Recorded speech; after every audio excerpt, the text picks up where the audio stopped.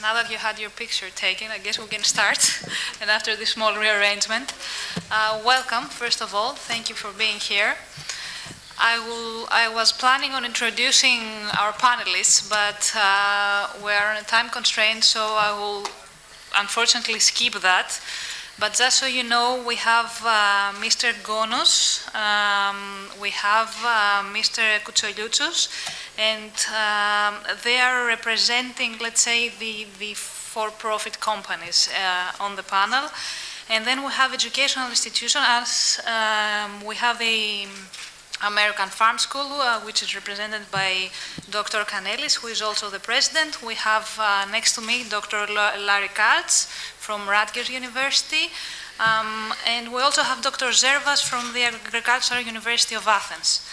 So let me take you through the structure of today's panel. We'll see what time we have at the end for any questions from your side.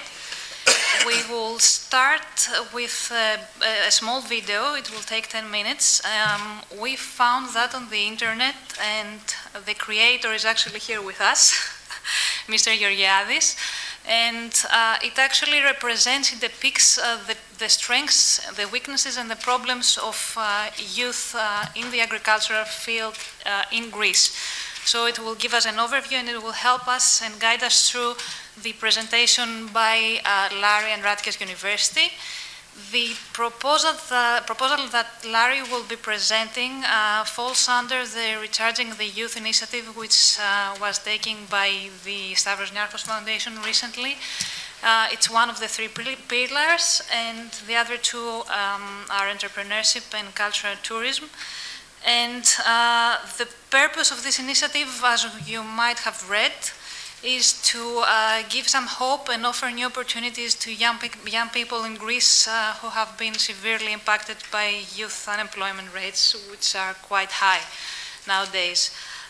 So if we can have the video and see that and proceed with the presentation afterwards. Thank you.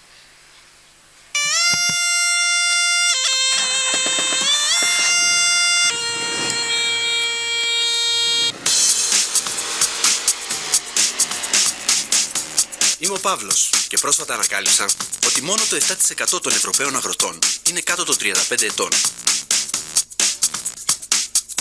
Η ύπαιθρός μας ερημώνει, αλλά λόγω της οικονομικής κρίσης, οι νέοι άνθρωποι ψάχνουν τρόπους για να επιστρέψουν σε αυτήν. Ποιες είναι οι προκλήσεις του να είστε νέος αγρότης στην Ελλάδα σήμερα? Πώς επηρεάζει η οικονομική κρίση τη διατροφική μας διασφάλιση? Ποιες είναι οι επιπτώσεις της αγροτικής παραγωγής στο περιβάλλον και το τοπίο μας?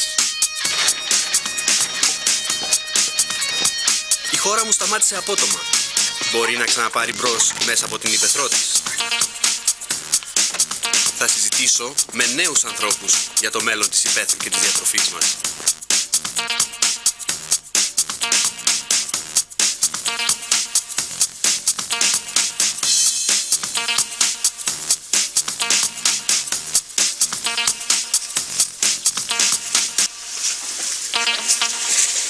Καλημέρα, Βασίλη. Καλημέρα, Παύλο μου. Καλώς ήρθες. Καλά. Καλώς σε βρήκα. Εσύ?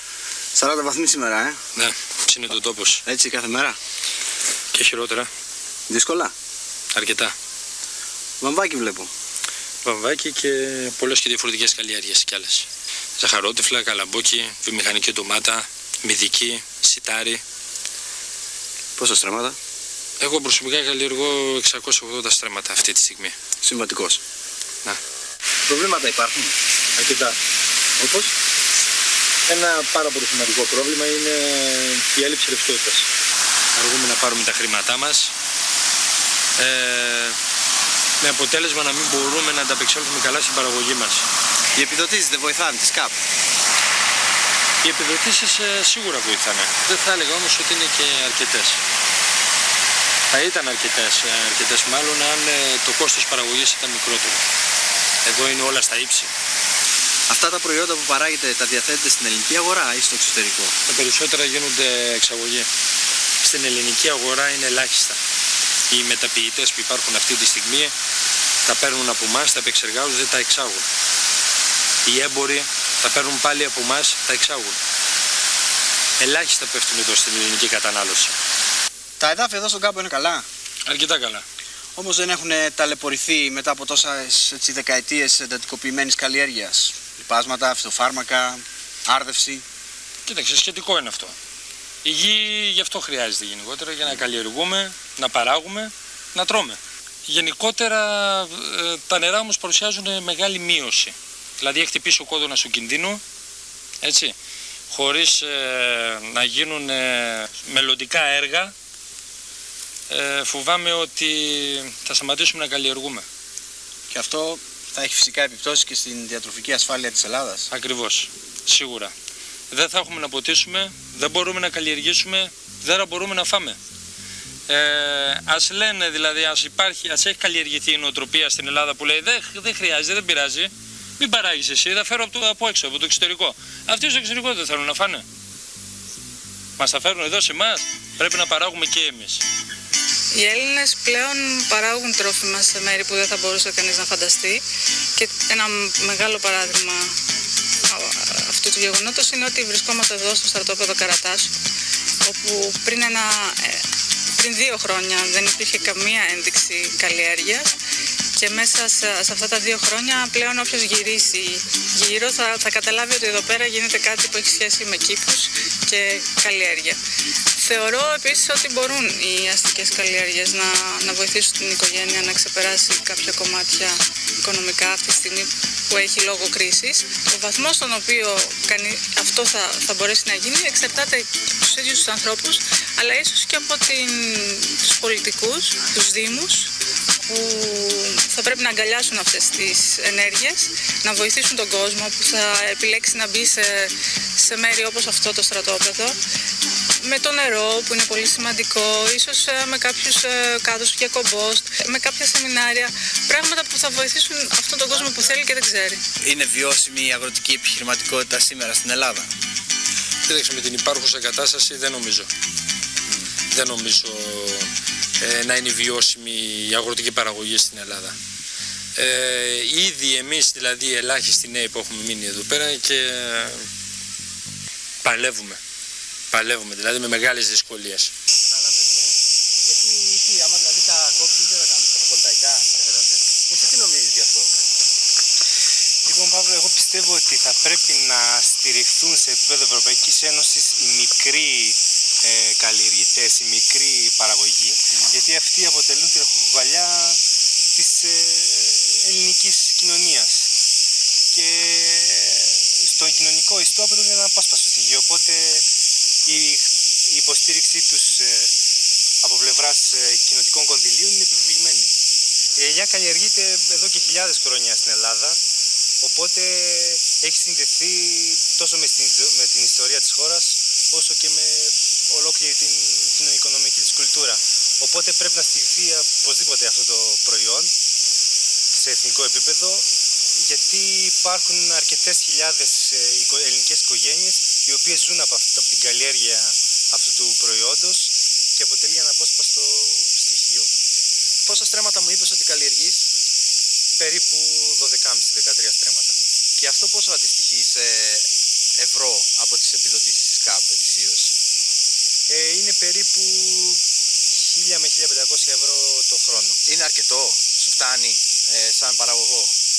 Όχι, φυσικά δεν είναι ότι το καλύτερο για να καλυφθούν οι βασικές καλλιεργητικές φροντίδες μιας ελαιοκαλλιέργειας αυτού του μεγέθους. Θα έλεγα είναι ένα χαρτζηλίκι, ας πούμε, για τον αγρότη, ώστε να μπορεί κάποια από τα έξοδά του να τα καλύψει. Μόνο αυτό από εκεί και πέρα πρέπει την προστιθέμενη αξία να την κερδίσει πουλώντας, αξιοποιώντας το προϊόν που θα παράγει. Η προτεραιότητα σε αυτή τη στιγμή είναι να παράγουμε όσο δυνατόν περισσότερα κιλά για να πάρουμε ένα καλύτερο εισόδημα. Όλα τα κιλά, όλα τα λεφτά. Είναι μια έκφραση που τη λέγανε οι προηγούμενες γενιές. Εγώ δεν είμαι αυτής της λογικής. Εγώ θα ήθελα ποιότητα. Λιγότερη παραγωγή, δεν πειράζει. Χαμηλότερο κόστος παραγωγής, αλλά να πληρωθεί η ποιότητα. Να βγάζω χρήματα μέσω της ποιότητας. Κάτι που μας το πήρανε. Ενώ παλιότερα, παραδείγματος χάρη, καλλιεργούσαμε το μαλακό σιτάρι μας το πήρανε, μας κατευθύνανε να καλλιεργήσουμε το σκληρό με χαμηλότερη απόδοση, χαμηλότερη παραγωγή και τώρα αυτή τη στιγμή υποφέρουμε. Κάνουμε το μαλακό εισαγωγή και το σκληρό εξαγωγή. Εγώ δηλαδή σαν καταναλωτής που πάω και παίρνω ένα ψωμί από το φούρνο, αυτό είναι από ελληνικά άλευρα, από ελληνικά σιτηρά? Ένα ποσοστό ναι, αλλά πιστεύω το περισσότερο είναι εισαγωγές. Ακριβώς επειδή δεν μπαίνουμε το χρόνο για να γευστούμε και δεν έχουμε τόσο βαθιά σχέση με την τροφή και με τα πράγματα τα οποία μαγειρεύουμε και τρώμε, μένουμε στην επιφάνεια. Δηλαδή ψάχνουμε την τέλεια ντομάτα, την οποία ντομάτα την τρώμε όλο τον χρόνο και δεν θα έπρεπε. Ψάχνουμε γενικά το τέλειο. Και όταν το βλέπουμε παραμορφωμένο θεωρούμε ότι είναι κάτι προβληματικό. Σίγουρα υπάρχει πρόβλημα, δηλαδή ότι δεν υπάρχουν χρήματα για να μπορεί κάποιος να έχει την επιλογή. Αλλά απ' την άλλη θεωρώ ότι θα πρέπει να σκεφτούμε λίγο διαφορετικά και να βρούμε άλλες λύσεις. Και οι άλλες λύσεις θα είναι να γυρίσουμε στην επαρχία. Θέλω να ελπίζω ότι όλο ένα και περισσότερος κόσμος θα απασχοληθεί στο πρωτογενή τομέα και στη γεωργία και αυτό το βλέπουμε καθημερινά, δηλαδή τουλάχιστον στα μεγάλα αστικά κέντρα, από τα μεγάλα αστικά κέντρα μάλλον φεύγουν άνθρωποι και ξαναπηγαίνουν στα χωριά τους, ούτως ώστε να αξιοποιήσουν τις καλλιέργειες τις οποίες διαθέτουν, τουλάχιστον να δούμε πώς μπορούμε να προχωρήσουμε προς την κατεύθυνση της πραγματικής στήριξης του πρωτογενούς τομέα, ούτως ώστε και να μειώσουμε αυτό που είπες, το ισοζύγιο εισαγωγών-εξαγωγών και να αυξήσουμε την παραγωγή των ελληνικών προϊόντων, ούτως ώστε να γίνουμε και εμείς κάποια στιγμή, τουλάχιστον σε κάποια προϊόντα, αυτόνομοι. Να μην έχουμε την ανάγκη των ξένων να εισάγουμε βασικά προϊόντα διατροφής.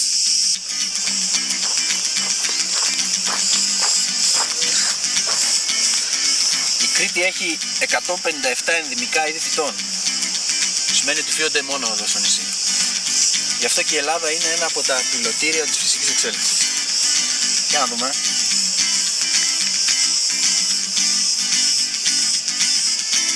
Απίθανο λάδι.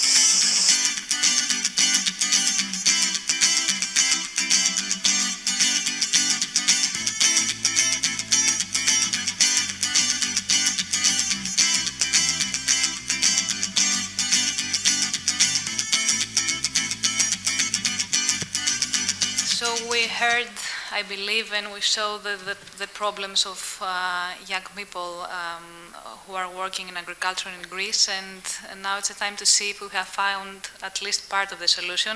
Before I pass it on to Larry, I forgot to mention that we also have with us Mr. Choukalas, who represents Apivita. It's a Greek, very successful company. He will tell us more in a few minutes. So, Larry, your turn.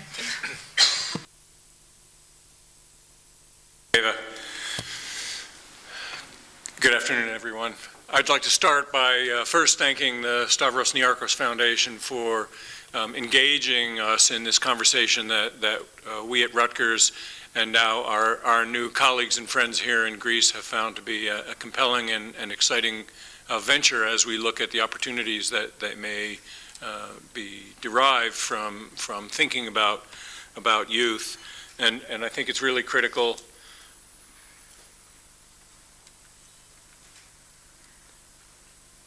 I don't know what happened with the slide.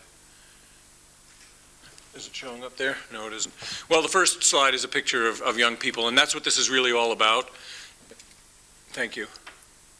Oh, I hit the wrong button. Okay, we'll get the technology down. It must be seeing the pictures of the food and then knowing that lunch is coming soon that is affecting my brain. Anyway, the excitement, I think, comes into play when we look at the kinds of people who can be engaged in this activity. And last night we heard the words energy and hope. And I think that's what we see when we look at the excitement and the energy of young people as they learn some of the possibilities in this field. My own experience teaching in an agricultural school is testimony to this, and those students that I've now met both at Thessaloniki in the American Farm School and then in Athens at the Agricultural University are testament to the enthusiasm that can be there when we pay some attention to their needs and the possibilities. And therefore, the young people are our hope in rebuilding this economy. So what I'd like to do in the next couple of minutes is remind some of you who may have been in New York a couple of months ago, and for those of you who weren't, just a very brief overview of some of the elements that underpin the focus of the kinds of programs that we think are possible, are realistic, and have some value in Greece. And these were sort of 10 key elements that our dean presented in New York City that revolve around building awareness of the issues in this area that will have people thinking about and talking about food and food production and the wide range of what the agricultural sector really means. How we recruit people will become very important. We need to find the youth, engage them in this activity in a meaningful way, and think about the future, envisioning the future of how their contributions in this endeavor will make a real difference in their lives. Linking to opportunities, I think the possibilities that will emanate from collaborations with the private sector, the academic sector, support from philanthropic organizations, of course, and the non-government organizations, other non-government organizations that have an interest in this, make the possibilities real. We think we can change lives. We have seen from our experience in New Jersey that there is a new generation of farmers who are becoming interested in producing food and producing value-added products from the materials that they grow. I think that's very exciting, and it suggests that we can be successful here in Greece as well. This requires some basic fundamentals, covering the basics in the educational system, and that will, I think, must start at a very young age to engage children in thinking about the possibilities of being part of the land and the environment. And from that we look at ways to build enterprises, because after all what we're talking about is an entrepreneurial endeavor here. And I think we heard earlier today the idea that some of these basic skills that can cut across different disciplines, it's really critical that we think about that, even as we do this training in the agricultural sector as well. So that will turn out to be very important. Mentoring will be a big piece of how success is obtained, and again, we have quite a bit of experience in New Jersey, and my colleagues in other states around the United States of bringing young people to work side by side with more experienced agriculturalists, to give them some basic skills, practical experience, and then allowing them to move on into their own independent means. And of course, the economic realities suggest we have to do this in a way that's sustainable, and the focus of what we would propose will be based upon our ability to build a program that will grow and I hope become scalable, and that is the $60,000 question of the scalability, and I think we will all be thinking about that as we develop these programs and look at the sustainability as well as the scalability, and there are a lot of terrific ideas out there. So after the conversations began just a few months ago, our partners, our team from Rutgers met on a couple of occasions with our Greek friends, both in New Jersey and in New York, and then we visited a couple of weeks ago. We spent a few days in Thessaloniki and then a couple of days in Athens, really brainstorming the kinds of ideas that we think can be implemented as we move forward. And so what I'd like to do now is share kind of the outline and the objectives of what we think will be a productive endeavor moving forward. And the primary objectives then will really be to develop and engage the youth in an economic, sustainable system in the food and ag sector. And when we talk about the food and ag sector, I would hope that we would think about this in the broadest realm of where food systems and the agricultural systems touch many parts of people's lives, and not just the strict farming component itself. And we really think that, and from our experience, that as we look at value-added components, as we've had experience in New Jersey, we're not one of the big, as people think of the big box states, we call them in the Midwest or the western parts of the United States, with the big commodity products. What we grow and what we produce are high-value crops with a value added associated with interesting consumer added value that the market drives, and that allows our agriculturalists to be very successful in a highly competitive environment. So I will take a second to tell you that this year represents a particularly important holiday or celebration for us. In the United States, this year represents 100 years of the cooperative extension system. And I bring this up because I believe what we need to strive for here in Greece is a system that that can build on what we've learned over the past 100 years in the United States and in New Jersey in particular.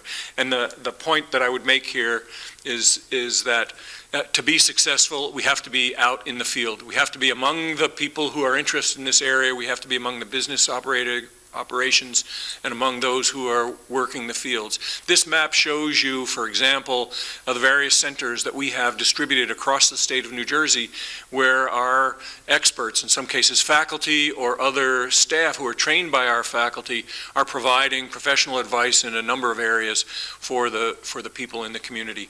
I think this is key to the success of this program, is that this training effort and this mentoring effort put us directly in contact with the people out around the country in this case, because we can't be successful unless we can have the face-to-face kinds of activities, training, mentoring, side-by-side work that's so essential and has been so successful for us over the last century. And this particular slide just shows some statistics. I won't go into any of that. The main point really being we have to be where the producers are located to help them. Now, there are a lot of technologies we can talk about that can help with some of these issues, but when it comes down to the day-to-day kind of support that many of these new emerging kinds of activities depend upon, we have to have, and the phrase we use in New Jersey is boots on the ground. And so the training component is going to revolve around preparing those boots on the ground to help the community develop their endeavors, their entrepreneurial efforts. What we have found is over the last several years now that it's been very, very successful is the creation of what we call food innovation centers. And these innovation centers really provide a space where entrepreneurs, budding entrepreneurs can test out some of their ideas. What I like about this, and again reflects some of the comments that were made earlier today, there's a bit of sharing of the risk when we have this location where people with an idea can come, don't have to invest in the equipment before they sort of test out the feasibility of some products, and where we can provide access to professional processing equipment and teach them on proper food handling and food safety, food preservation techniques. It really helps foster someone with an idea to test that idea. And we have found over the last several years and helped launch more than 100 new businesses in the state of New Jersey using these kinds of innovation centers. We have 2 located in the northern and southern part of the state, and I think it's a really nice model for us to discuss moving forward here. So really there are some key elements to our plan, and not surprisingly, education is the central component of the key elements, and developing the training modules that can help existing businesses, existing farmers improve their productivity. We have great depth, as you'll hear from some of our partners here in Greece, of experts who have experience and the ability to work with communities, help them with their particular practices. We also think that we can build on this area with some of the new technologies, online courses, a wide range of what I like to think of as a menu of training opportunities that we can bring out to the field. But another component, I think, a very important component to make this real, is that some of the people that we have to train will be the change, as the phrase we heard earlier today, the change ambassadors. And by that I mean training the trainers. We will need to train the people who then go out and represent us, represent the universities and the agricultural sector to help people as they're developing in the field. And that will be a critical piece. And again, something that we have found to be extremely valuable in cooperative extension. We build sustainable educational programs by developing a program that leaves trained people in place so that when we step away, there is still someone there who can continue the programs, continuing their communication with us back at the university on the main campuses, but really developing those connections and those ties to people in the community. It's critical. And what we have learned is that our people located out in the counties in New Jersey become highly valued and respected resources, not only in the agricultural sector, but in a wider range of disciplines and venues, because the community comes to trust these people, and they know that the information that's coming to them through this route has gone through a peer review process coming out of this sort of science-based empirical information that gives them some reliability and trust in the information that they receive. We won't be successful unless people know what we're planning and what we're doing. And so I think a key component of building this program will be a public awareness. We need to get the word out there. We need to reach the youth. We have part of our team we've brought with us who will be hoping to meet with others here and who have already started those conversations. You know, the first question is, where are the youth? And then the second part of that question is, okay, let me have at them. Let's talk to them. Let's excite them. Let's bring people together. You have here in Greece some very successful young entrepreneurs, and we need their story to be told. Because I think it's motivating, and it will help us move forward as people see there's a real possibility here in this business venture around food. The great thing about food is it's a guaranteed, it's not like a cell phone. Yeah, we all like having our cell phones, but we don't have to have them. Food we all have to have. So we have a built-in automatic market. Now we just have to be clever, creative, innovative, productive, sustainable, and on and on. Now, again, this only works if we have connections, if we can make these ties to various entities across the country. And so that building these key networks is critical. The communication, the awareness, the connection to ministries, to the prefectures, to the school systems. As we found in the States, we work closely with the school systems, we work closely with county governments, we work closely with various nonprofit organizations across the state to provide the space where we can deliver programs, and also to provide the contacts with members of the community so that the awareness and the communication becomes facilitated, enabling us to then bring the information from the university. As I tell many of our county government representatives who provide resources for our programs, that when they're investing a few dollars in our program, what they're getting in return for those few dollars is the breadth and depth of expertise of the great state University of New Jersey and our contacts with all of the universities globally. And that's a tremendous asset. And as I remind the counties frequently, they shouldn't be looking at these dollars that they're spending on our programs as costs, but rather as true investments. And we can show the return on those investments in terms of the economic value and productivity of the people who come through the programs. So there's proven success in this approach. And of course, the centerpiece will be the youth training at all levels.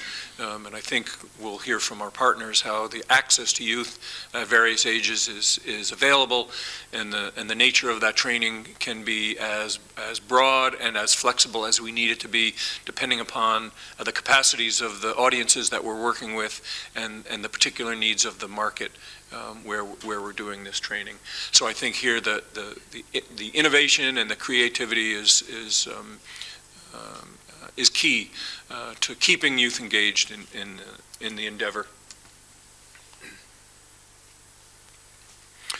We're running, I lost track of time a little bit here, so I've got 2 or 3 more minutes, so that's about right. Thank you. So I think as we look at opportunities all the time, as we're moving forward, we want to be thinking about how we keep the youth engaged in building these enterprises. And all of our programs will hold as their central mantra. This is about youth engagement, about building enterprises that stimulates, motivates, and engages youth in this endeavor. You know, the world knows about Greek food, but they don't know well enough, and we need we need to do a better job, and I think we can do that with the ideas that can come from the energy of young people. I won't spend too much time on this because I want to give the rest of the panel an opportunity to talk, but we have a lot of experience in very specific kinds of programs that we've delivered. Our partners here also have experience in these areas, particular and specific to the needs and the markets and the products of the Greek agricultural economy, and I think the key to some of building these centers successfully will be to look at the full range of needs of the communities as we move forward. So I think there's great opportunities and a number of outcomes that I think we can use as our metrics for assessing our success as we go, and I think that at the bottom line the key is, are we bringing new people into this sector, and are we helping them be successful as they move forward? And I think our track record in programs that we've done in the past suggest that we know how to do this, that the economics and the return on their efforts speaks to this.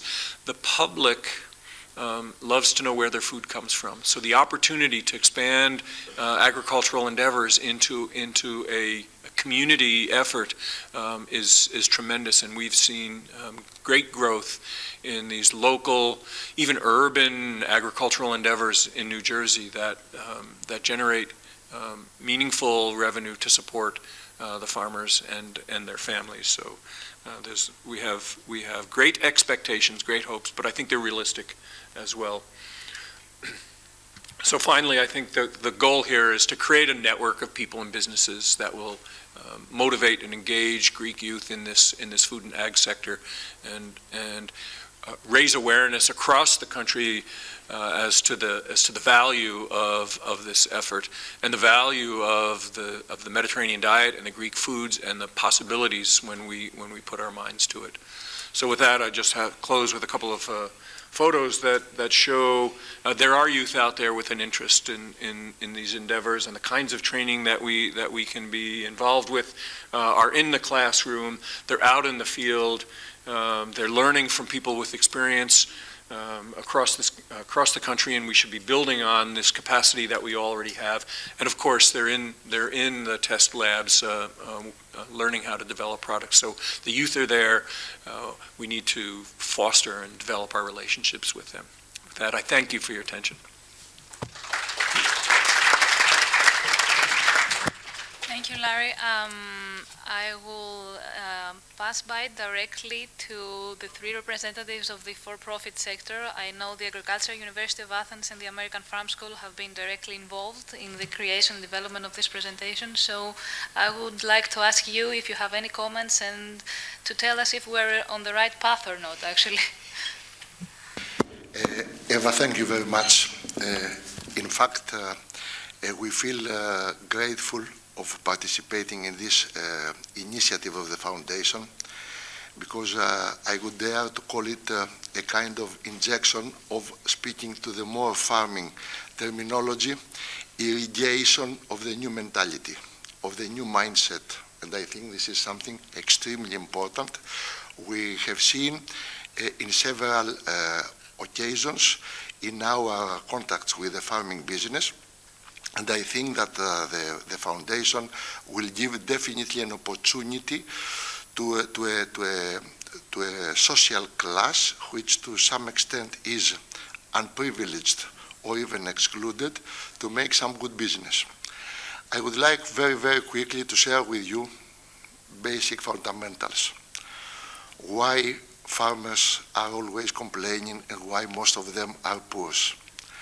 To become a farmer, it is not a choice in most of the times. It is a mandatory thing in life if you are excluded of being in Greece public servant or, let's say, doctor or lawyer, etc. So I think for most of the farmers who are at the moment in the farms, they have started from a negative point. Second, the farmers, I think, really suffer from totally non-existence of negotiating power. The people being not able to cooperate between each other, they are the weak ring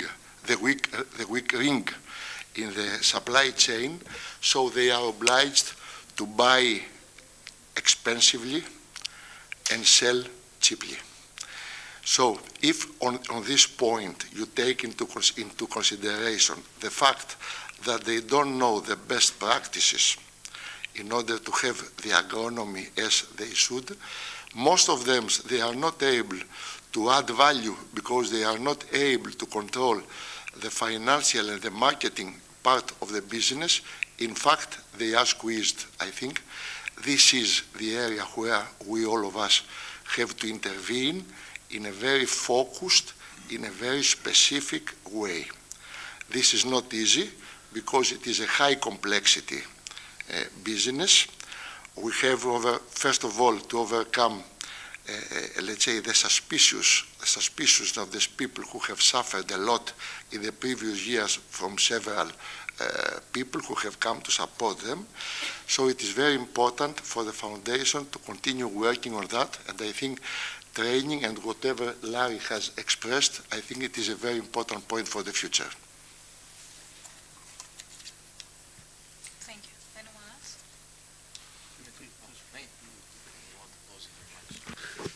Okay. I hope you can hear me. I don't think this can come closer. I will try to be as loud as possible. First of all, thank you for inviting us. It's always a privilege to be given the opportunity to share your knowledge and your experience with people. And in saying so, representing Apivita here, which means the life of the bee, I would like to use another word that is very popular with bees, and this is pollination. For us, the Bee Society is a source of inspiration, but also the source of innovation and value creation, along with Greek nature, which would not be around if bees weren't around, and along with Hippocrates, which is our heritage and our tradition. We believe in what he said 2,500 years ago. He said that we are what we eat. He said, let your food be thy medicine be your food. But he also said that nature is the most dominant ruler of all. In his last words, he also said prevention is better than cure. So in saying those things, I think he was being very prophetic. And I'm very happy to hear of your initiative because building awareness is based on a very sole prerequisite, and that's knowledge. And we define knowledge as pedagogy, which is a Greek word, and it means preparing young people, preparing children, and giving them the knowledge and the power to deal with the challenges of life. And in this sense, we believe that we need to give them the knowledge, and this knowledge needs to be pollinated all the way down. It needs to be followed by mentoring on a scientific, on a hands-on, and on an entrepreneurship basis, because if we don't do that, we'll never create the strong draft of innovation that we need, because in order to create a draft, you need to open doors. And if the doors of the academia and the business world are not wide open, then the people in between will never be able to get value out of this draft. In saying so, I think that it takes a seed to grow, and in this case, that seed, S for sustainable, E for eco, E for entrepreneurship, and D for development, and developing networks that will slowly become hubs, that will slowly outgrow this system, because we all know that our ecosystem is reacting, and if we're not responsive to these changes in the reactions, maybe we'll be the ones that will suffer the consequences. So in our case, we have opened our doors. We invite more than 6,000 people on our premises every year. We don't talk to them about the company. We talk to them about Greek nature, about the bees, about entrepreneurship. And we see these people starving for knowledge. We see these people starving for empowerment. And that way they'll make better choices. And that way, if they make better choices, I think we will find our way through this. And thank you for your presentation. It was very inspiring. And I think it gives us hope because I think we're on the right track as well. Thank you.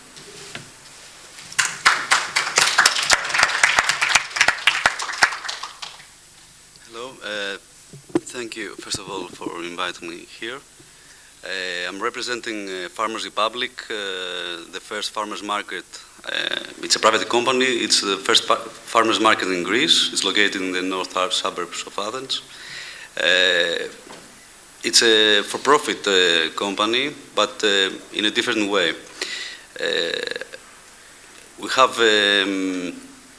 we've tried 6 months now, we've tried to support all the small to medium farmers with real tools, with a place where they can sell their products, but offer them also real tools for the quality control and for promoting their products, evolve them with support with different supplementary services. And we try to promote the products in the retail and wholesale market. Actually, it's a pilot. It's a real physical place of almost more than 1,000 square meters, which our vision was to work like a hub, to be an actual hub for the real small and medium premium farmer, for those who produce products with high quality standards, but also they have a story to tell. They want to evolve, they want to be something different. Mainly we focus on organic products. Most of 95% of our products are certified organic. And we offer all the farmers some tools they have lack, like quality control, e-shop tools to promote the products internationally. And we have a really good, we are the first to supply, to give them the option to have logistics. Actually, Farmers Republic is a real farmers market, but we give all the farmers the option to have logistics to deliver their products on a daily basis in the whole area of Athens. And also, the last 1 month, we started to deliver internationally, next day to all European countries, and 3 to 5 days to all around the world globally. So we are a private company, but we care in a different way. We gave them the option to have to sell directly to the end consumer without many steps. So it's the farmer, the logistics we give them, we offer, and then the consumer. So what you said in your presentation is that they are already farmers. Most of our producers are not new, that they took advantage of their family. They used to be farmers, so we gave them power. And we want to empower them and to give the option to enhance the products and promote it. So we are part of the chain. In that support chain you all said. So that's my comment. Thank you very much. Thank you all. I would actually like to address a few questions to all of the panelists, and then we can give the floor to you if you have any questions. We talked about food, which is the end product actually here, and according to a survey that we saw, about an average of 85% of Greek people actually are worried and do not trust the quality of Greek food products. So there's a twofold question here. First of all, what measures should be taken to turn this around, if that's true, and whether quality in Greece is associated in the minds of the consumers with more local, let's say, family-owned businesses instead of large estates, corporations, and of course, incoming goods. I don't know if you have any comments on this or would like to share your thoughts. Is that true, first of all? And if yes, why do we see this number here? I think that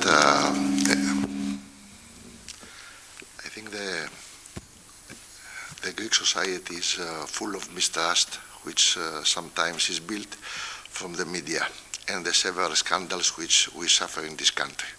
This, by definition, influence also George, maybe you should go a bit closer. Okay. Maybe this influence also the perception of the products. So there are people who believe that the locally produced products are of better taste, of better quality, and I think most of the time this is not wrong, because in fact in Greece, in agriculture of Greece, we have the weather, the aroma of this beautiful country, and this is also it is also influencing the flavor and the overall quality of the products. From the other side, there is a big lack of official and public controls, which means that this sometimes creates a suspicion and some doubts about the quality of the products. What the farmers have to do, and also all the people who work in this network, is to create their own regulatory framework, themselves to try to understand what the customer is needing, try to find the regulation in order to respond to this need, and this definitely will create the confidence to the consumers.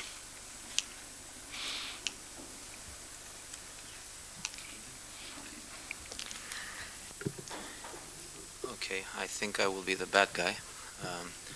I think that most of all, it's all about personal responsibility.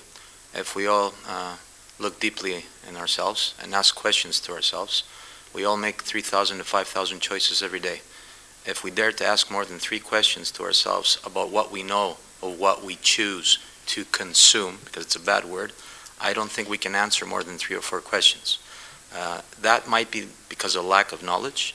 That might be because of lack of time. We think we don't have enough time. I think we have plenty of time.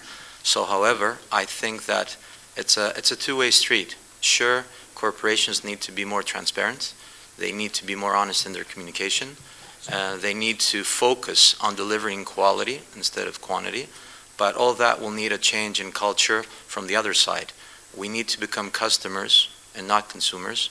We need to create relationships, and we need to understand the story of things and the value of things.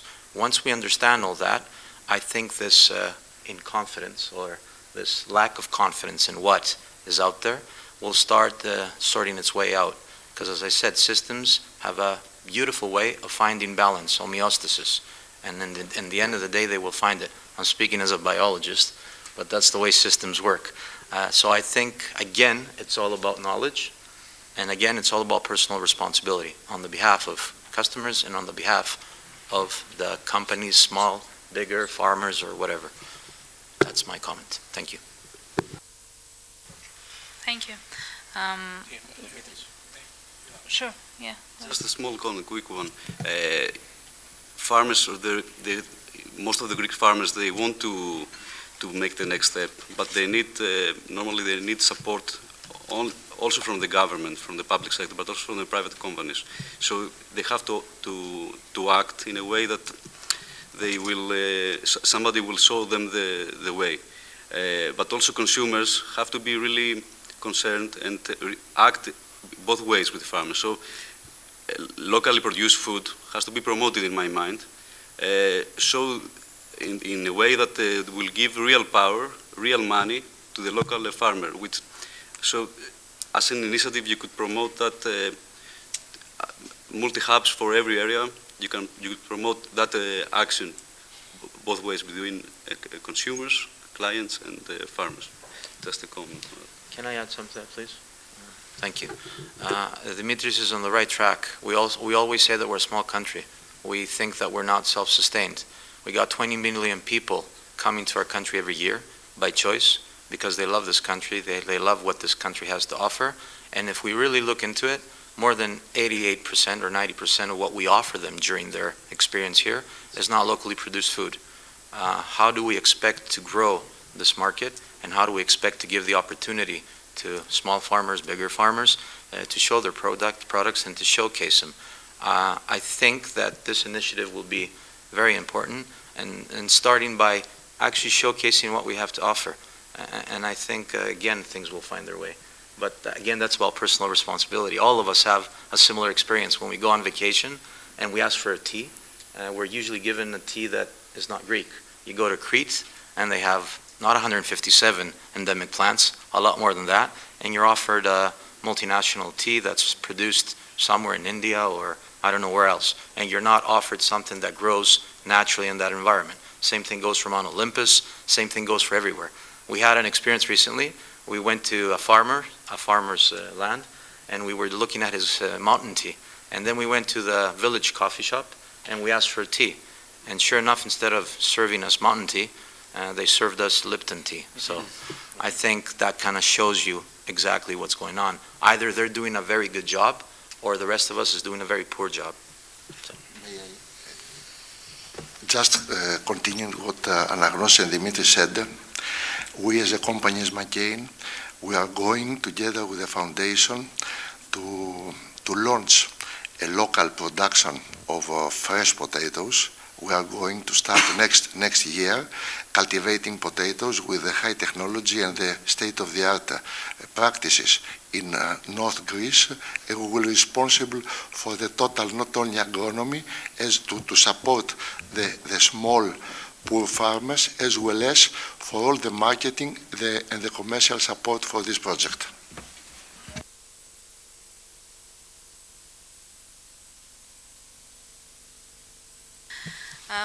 One more thing, because we are discussing about youth here, and we also found some interesting numbers while researching, and we saw that only 7% of Greek farmers are actually under 35 years old. At the same time, 68.2% of the people living in urban areas are thinking about moving to the countryside, and 33% of those people are interested in working in the agricultural sector. So these are pretty big numbers. So the question that arises here is, are there any dangers from this trend? Something that we should be careful of? Well, I'm not a specialist on this, but as far as I know, these figures are maybe overestimated. From what I've seen, 1/3 of these people are people without a job, who have lost at least a year a job, so they are looking for something else to do. Some people, about 2/3 of them, or 1/3 of them, were in another business. They have a shop or another business, and unfortunately they didn't go very well, so they closed this business. And a certain percentage also is leaving a job because of the age or for other reason, and goes back to the countryside and want to involve in farming, but not as a professional or business.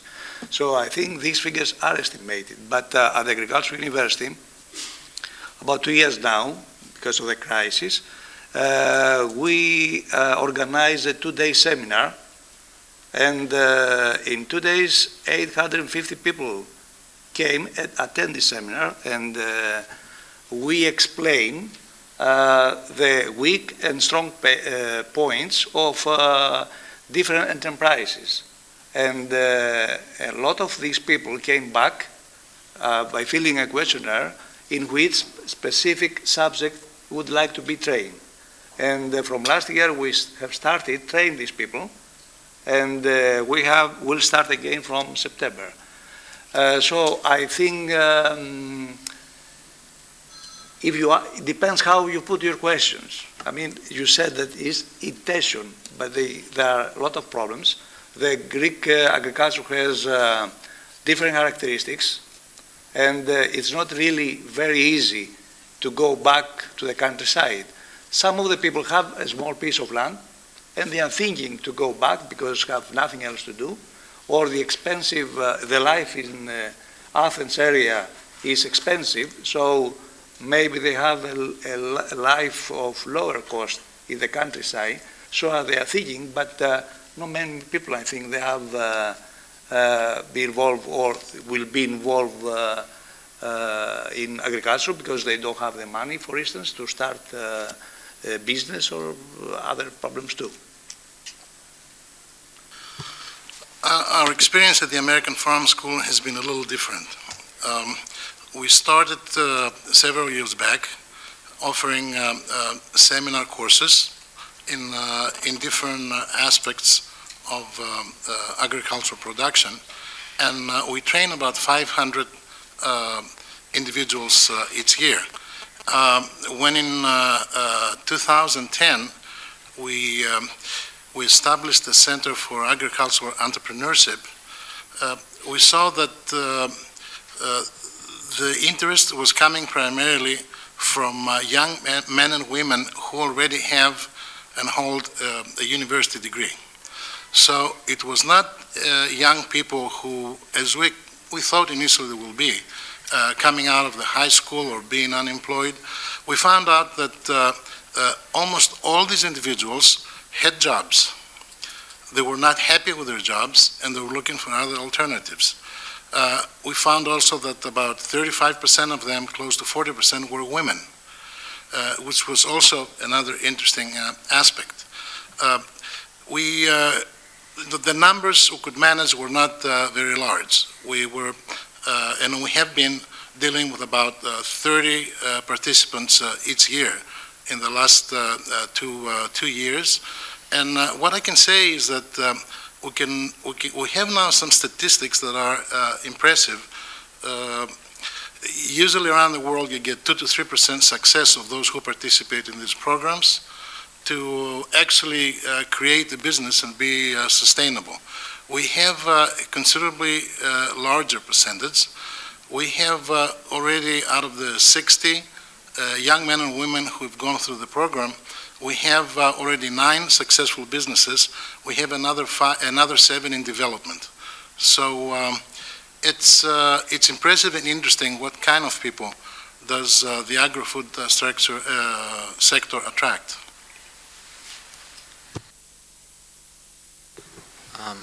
The only experience I have in this case is the phone calls I receive every day because of the nature of our industry and because of the media blowing out of proportion sometimes the opportunities that exist. We receive at least a minimum of 10 phone calls a day for the past 5 years that we've had the crisis. And usually it's all kinds of people, young, old, unemployed, employed, discontent with their jobs. And usually they ask you, what do you want them to do for you? And that's because there's a lack, again, of knowledge. There's a lack of direction. But the biggest threat, in my mind, is that there is lack of infrastructure, there's lack of genetic material, there's lack of trainers that can train other trainers, there's a lack of hands-on expertise, and we're talking about aromatic and medicinal plants. And our country has more than 6,600 plants, more than 50% of Europe's plants, and we have 1,400 unique plants to this country with the latest documentation, which was about 2 months ago. Now, if we don't solve our problems in terms of genetic material, in terms of infrastructure, what is that farmer going to do with his crops? How is he going to dry it? How is he going to decontaminate it? How is he going to process it? And where is this going to go and how it's going to go? It's not a matter of Apivita or McCain or Koutsolioutsos or whoever being able to absorb these quantities. It's a matter of doing it right and focusing on the right things that can sustainably grow this industry. I'll give you an example. Right now, there's about 1 ton of essential oil of lavender sitting in northern Greece, and not because there was need for this quantity, but because someone told them it was a good opportunity. Sold the plants were cultivated, they got the crops, they got the essential oil, now in the position where they have to sell it under its value, if they can sell it. And of course there's going to be a big discontent because they invested their last money on their last piece of land with the rest not existing, which is genetic material, infrastructure, channels, distribution, some sort of strategy. I think this is where the government comes in as well, and the industry, and together they sit down and say how this can be approached. What are the plants that will give us a competitive advantage? Which locations around Greece this will be done? How it will be done? And why should we focus on that and train people? Because there's a lot of hope out there, there's a lot of energy, but there's no sense of direction and no sense of knowledge of how to do it. I understand the problem because we live it daily also at the American Farm School. We're in a unique situation that we're located in Thessaloniki, and we see a lot of young men and women from the city daily, and also because of our students are primarily from the countryside, we understand the problems they also face. I think the issue is right where you put your finger, that unless there is proper education and training and proper direction and consultation of these young men and women, they will not know what to do. They're usually the victims of an agronomist who wants to sell a product or a seed or a herbicide, and they just follow, and there's a lot of discussion. And then a lot of times we also see farmers who, when we advise them to work on a specific crop, they come back and they say, you know, how am I going to do this specific crop when I live in Larissa, and the cafeteria where I go every day, everybody grows wheat. What am I going to say? So these are simple and cultural questions that we have to deal with. But what we're trying to do here with this project, with this proposal, is to address these problems, both the educational part, the training, the consulting part, because I think that we've waited too long for the government, the Greek government, to step in and help. I think unless we as individuals, in collaboration with the private businesses, take the first step, and this is exactly what we're trying to do as a team, we'll be talking about the same things in 10 years from now, when hoping that the government will eventually find the money, or the EU will provide enough money and will go in the right direction, and then goes to the right people. Thank you all. We had a couple of more questions, which would probably lead to a very interesting discussion based on your answers, but we would like to give some time for your questions as well. I was just informed that we will keep lunch warm for you until 2:30, so you have some more minutes for questions.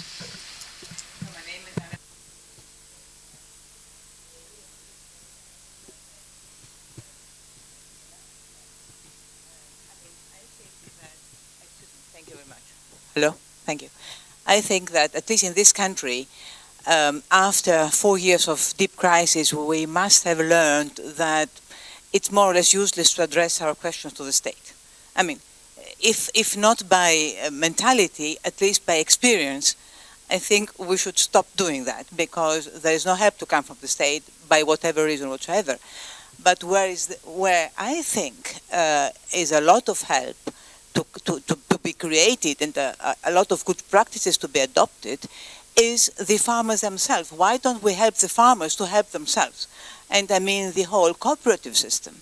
I mean, we have countries like, let's say, the Netherlands, Holland, Germany, can really give us some very good examples, and I'm not familiar with the US system, Professor Katz, how organizations of farmers, self-organized farmers' organizations, can really deliver all the services we are missing, which is direction, which is quality control, which is market research.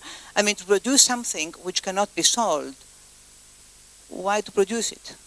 Why did you produce it? I mean, so my question is, what is the role, what do you consider as being the role of farmers' cooperatives to help the Greek primary sector to define a modern way of development? That's my question. What is the role of cooperatives? Well, in many cases, we try to copy a system from Finland, from education, or from, as you said, Netherlands, so on. Maybe it's not, to my opinion, it's not the right thing to do, because every country has its mentality. But I think the optimistic point of the whole issue is that people who want to go to farming are younger, are more educated, and we can find a system to organize them.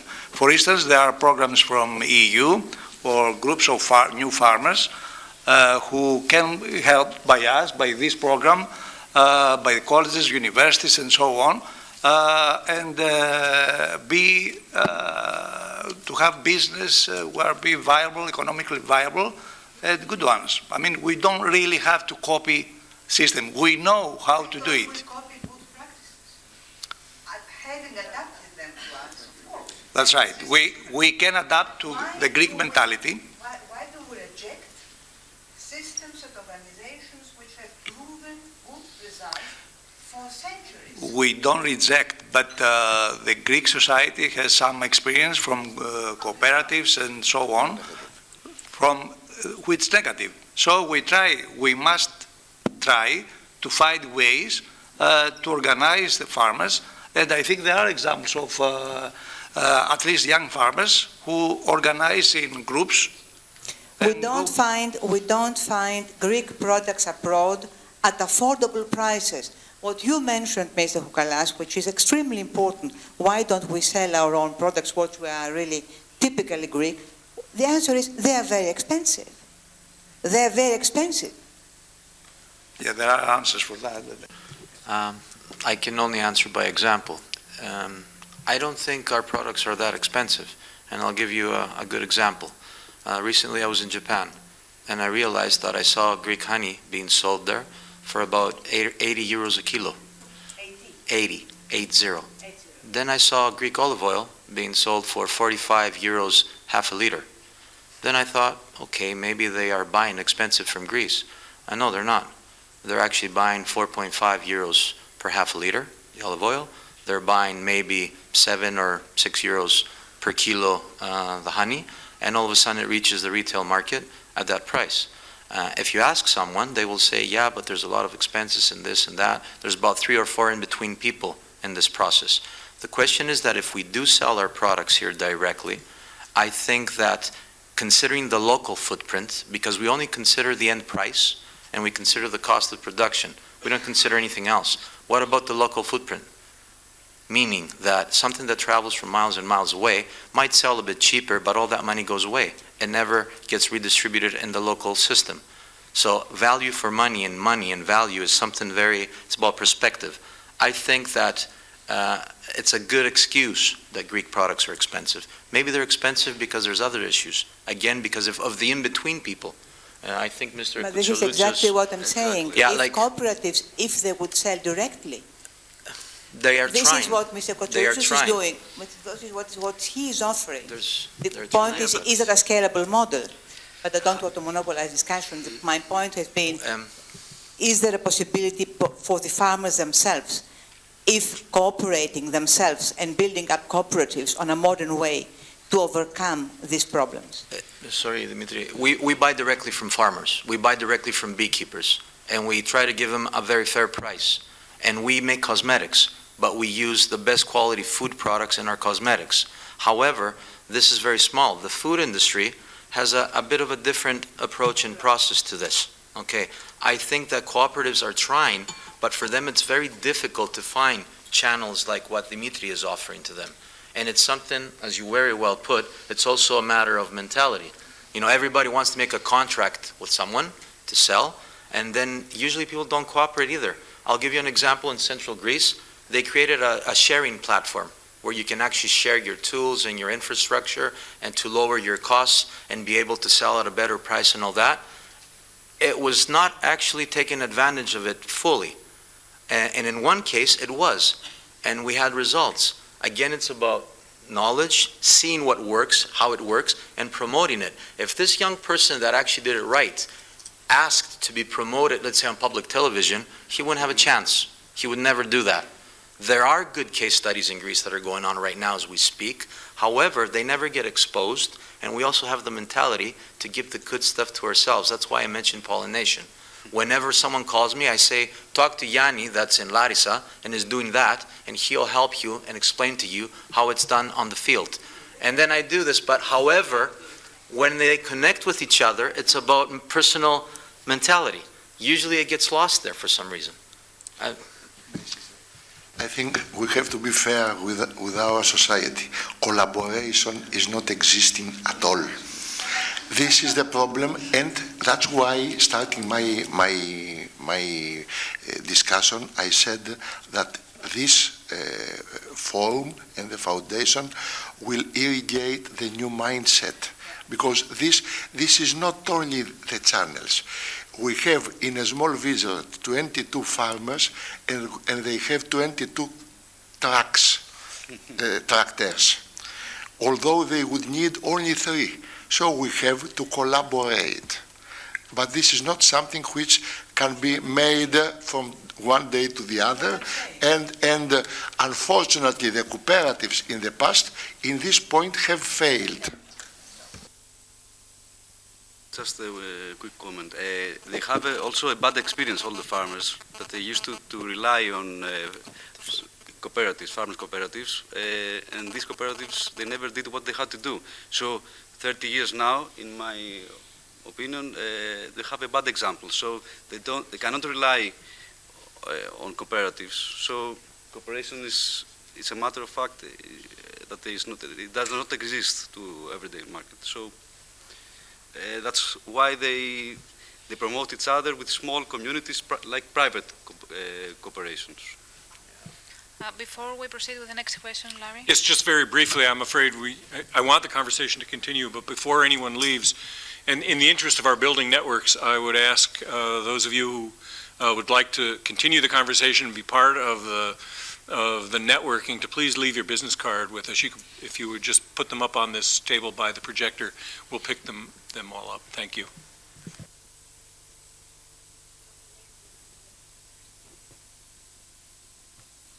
Thank you very much. My name is Koutsolioutsos, and I'm the Secretary General of the European Young Farmers.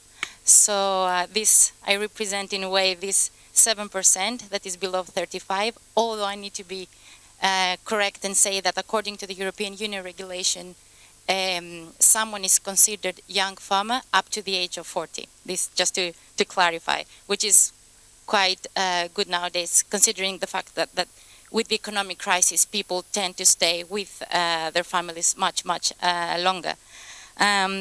Food and food production, it's a very passionate topic. I saw we touched upon issues that had to do about food chain, food fraud. You remember the horse meat scandal.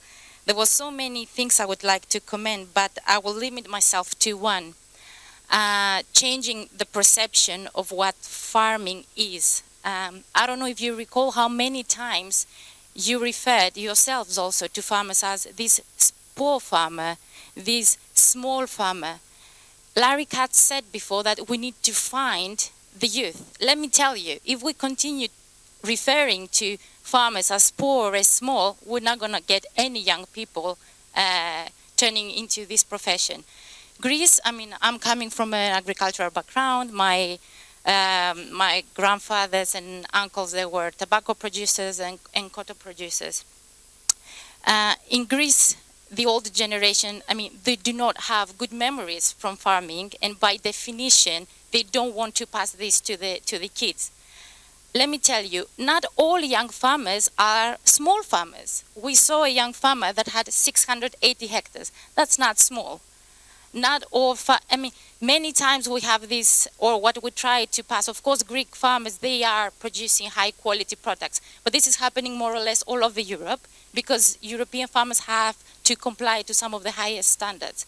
It's wrong sometimes saying that, or trying to pass the image of the young farmer or the farmer in general wakes up every morning, takes his bucket and goes to milk the cow. No, this is not how it's happening. The young farmer is an entrepreneur. This is how I want as the Secretary General, people to see farmers. It should not be, as you said, Mr. Ghonos, before, because you said that many times they do this not by choice, but simply because they have to. This has been the case in the past. Nowadays, from my experience, I will echo more what Mr. Kanellis said.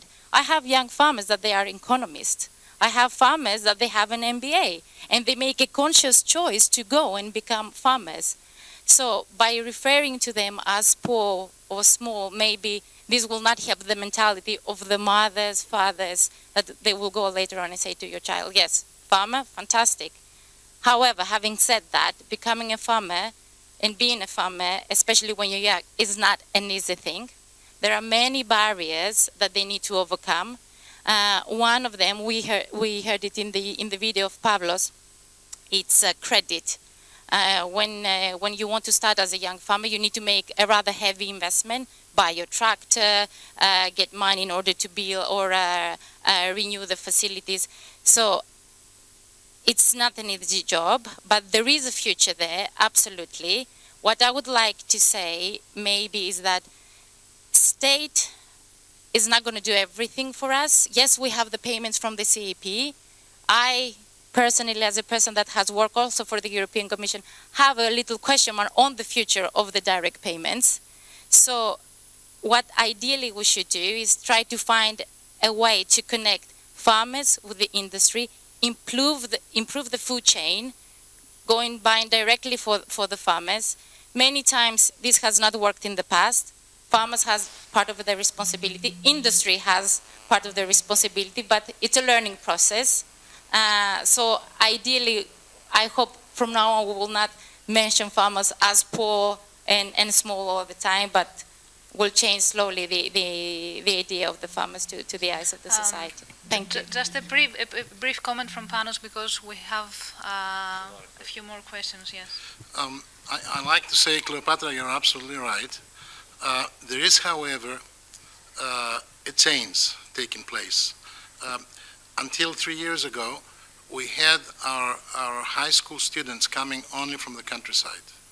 We were literally overwhelmed by the Thessaloniki resident families asking us to accept students from Thessaloniki because they wanted this opportunity for their children.